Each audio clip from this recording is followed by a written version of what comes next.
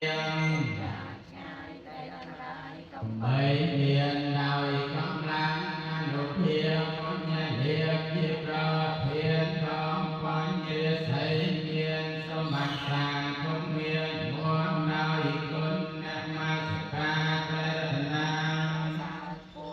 ôm an đi sam nô đa đào tha nợ tiên ho tên năng bay ai nô định nề sông tô sa pha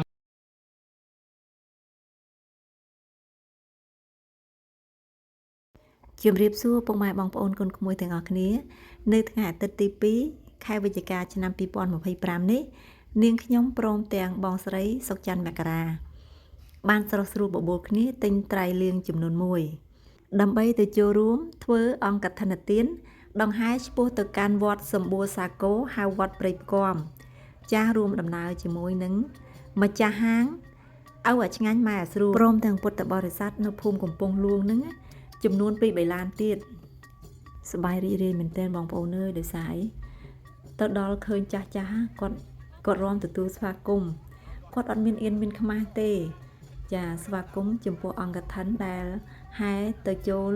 ក្នុងវត្តសម្បូរសាគរនឹងតែម្ដងបើកលេចទៅមើលក្បួនដង្ហែអង្គកឋិនទានវិញណាទាំងលោកយាយលោកតាក្មេងចាស់ប្រុសស្រីអីគឺថាទឹកមុខស្រស់ស្រាយសប្បាយរីករាយមែនទែនពេលដែលនាងខ្ញុំបានចូលរួមក្នុងកម្មពិធី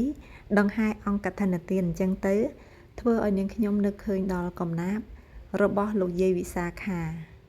កំណាព្យនោះមានចំណងជើងថាសេចក្តីត្រេះរិះរបស់ព្រះនាងវិសាខាសេចក្តីត្រេះរិះរបស់ខ្ញុំថាតែនៅពេលណាខ្ញុំបានថ្វាយទាន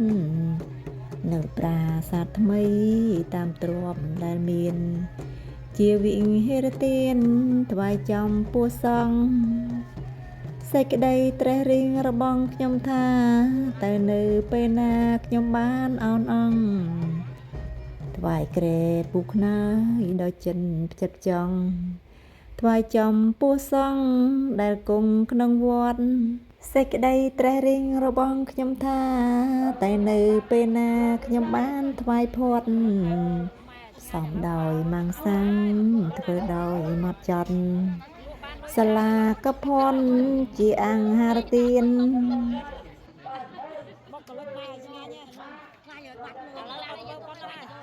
ហើយបើឡានមានដបូលមិនអីគេទៅឲ្យដបូលហ្នឹងនិយាយអត់ណាពុទ្ធបរិស័ទទាំងអស់ជួយกันទាំងមកសាងចំនួន1លានបច្ច័យមួយកំពុង40,000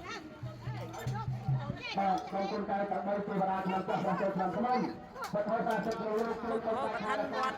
តាមព្រះអង្គព្រមទាំងព្រមណាស់តាទាំងអស់សូមឲ្យជួយការទីស័ក្តិនិងសេចក្តីសុខតាមតែបងទីបងអូប្រទេសទៅវិញសូមឲ្យមនុស្សទាំងឆ្ងាយចាប់តាមថ្ងៃនេះតទៅសមានមតលើបានទៅលើស្គរជួយឡើងខាងលើញ៉ាំបងប្អូនបាទមកបំទៅលើអើជួយអើយកបងស្រីនេះបងអូនបាយណាញ៉ាំបាយហូបវិញបាយណាបាយញ៉ាំញ៉ាំញ៉ាំនេះបាយកណ្ដោញ៉ាំយាយបាយណានេះអាប់មកនេះចេញមកបាយណាអូនិយាយថាបាយកណ្ដោនេះជាតិហ្មងយើងញ៉ាំខាញ់មិនណាស់មកដល់អាប់មកខាញ់នេះអ្នកមើលងាយខ្មែរដល់ពេលបាយណាខាញ់ខាញ់គេមកអាប់មកតែដាក់ពើអត់មានឡើងទេ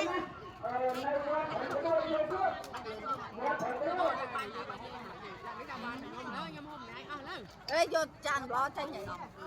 ហើយសិលពីមួយទិញមកខ្ញុំមកអត់ដាក់ឡើយណាដាក់ឡើយណាអូដាក់ឡើយនេះអូដាក់ឡើយនេះយាយក៏ថាដាក់ស្រួលយ៉ាងចុះបន្ទាប់ពីស្រស់ស្រូបនៅអាហារថ្ងៃត្រង់រួចមកឥឡូវនេះដល់ពេលវេលាដែលត្រូវដង្ហែអង្គកឋិនវេចំពោះសង្ឃហើយក្បួនដង្ហែអង្គកឋិនចាប់ផ្ដើមហែបតិសិនព័ទ្ធជុំវិញព្រះវិហាររួចហើយធ្វើដំណើរទៅសាលាធម្មសភាវិញ